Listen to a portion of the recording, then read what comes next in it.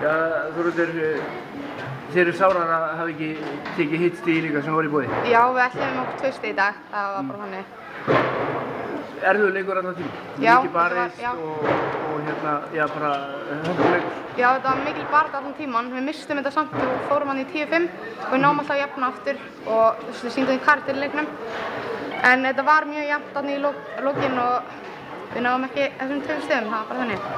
Hlýtur að hafa farið svolítið orka í þetta að vera alltaf að elta og jafna konar 3-4 lögum? Já, algjörlega. Við vorum líka alveg 12 mínútum, 2 færri sko í leiknum, þannig að það var líka, en við sýndum bara karakter og vorum alltaf að jafna aftur. Gríðarlega jákvæmt fyrir ykkur að hafa tekið allavega annað stigið, það var alveg lágmark fyrir svona, já, til þess að halda vonin í úrslitarsæti. Já, núna verðum við bara að æfa vel og taka næstu 2 leiki. Já, það verður ekkert annað í boði? Nei, það er ekkert annað í boði. Stígandi í liðinu svona, eru þið klárar í síðustu 2 leikina? Já, virkilega. Mannskapurinn heill og ekkert svona því til fyrirstöðu að ná því? Nei.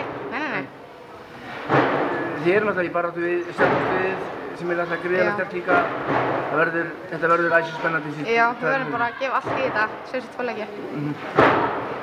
Spilamennskan í vetur hefur gengið upp og ofan.